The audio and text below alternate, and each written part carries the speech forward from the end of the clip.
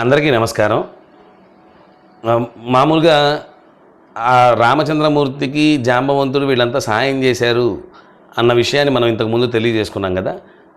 కులం ఏముండదని, లేకపోతే వాళ్ళు వానరాలని. వానరం మాత్రమే కాదు, ఆయన వృక్ష జాతికి సంబంధించినటువంటి వాడు జాంబవంతుడు. సరే, ఈ విషయాన్ని పక్కన పెడితే ఈ వీళ్ళందరూ యుద్ధానికి మాత్రమే పనికొచ్చారు, ఆరాధించడానికి పనికిరారా అని బయట జరుగుతున్నటువంటి ప్రశ్నకి ఇప్పుడు నేనేమి ఒక తీర్మానం చేయను, మీకే ఒక విషయాన్ని చెప్పి వదిలిపెడతాను. మీరే మీ బుద్ధితో లేకపోతే మీకుండేటటువంటి విజ్ఞానంతో ఆలోచించి అర్థం చేసుకునే ప్రయత్నం చేయగలరు. ఏంటంటే, అక్కడ ఒక రాజు ఉన్నాడు వానరాల్లో కూడా. ఆ రాజు పేరు సుగ్రీవుడు. ఒక యువరాజు ఉన్నాడు, ఆ యువరాజు పేరు అంగదుడు. ఒక సర్వసైన్యాధ్యక్షుడు ఉన్నాడు. మళ్ళీ ఇలా చాలామంది ఉన్నారు. వాళ్ళల్లోనే జాంబవంతుడు ఉన్నాడు, హనుమ ఉన్నారు, వీళ్ళందరూ ఉన్నారు. ఇక్కడ రాజు ఒకళ్ళే ఉన్నారు. రాజు దగ్గర ఉండే పరివారం నలుగురే ఉంటారు, కానీ కొన్ని కోట్ల వానరాలు ఉన్నాయి.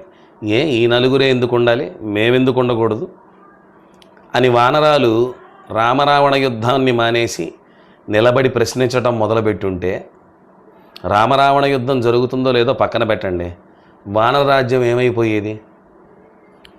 ఇక్కడ తీసుకోవడానికి, అర్చకత్వం చేయడానికి, లేకపోతే అక్కడ యుద్ధం చేయడానికి, లేదా ఆ రాజుకి సుగ్రీవుడికి అనుషంగికంగా ఉండడానికి సుగ్రీవుడు నలుగురినే ఎందుకు ఎంచుకొని ఉండుంటాడు అన్నదానికి మీ అందరికీ తెలుస్తూనే ఉంటుంది. కానీ నేను ఒక మాట చెప్తాను, వాళ్ళల్లో ఉండే సమర్థత, ఆలోచించి నిర్ణయాలు తీసుకునేటటువంటి శక్తి, రేపటి పనిని ఈరోజే ఆలోచించగలిగే నేర్పరితనం.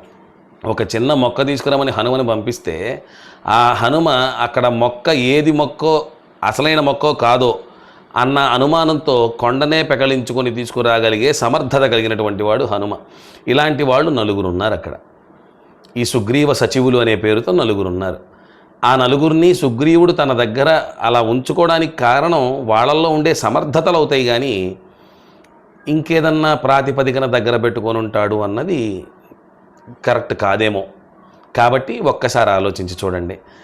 రాజు ఉన్నాడు, సర్వసైన్యాధ్యక్షుడు ఉన్నాడు, యువరాజు ఉన్నాడు, తర్వాత కొన్ని కోట్ల వానరాలు ఉన్నాయి. వీళ్ళు మాత్రమే రాజా, వీళ్ళు మాత్రమే యువరాజా అని అడుగుతూ వెళ్తే ఎంతవరకు తెగుతుంది? ఇది ఆలోచించి అర్థం చేసుకోగలరు.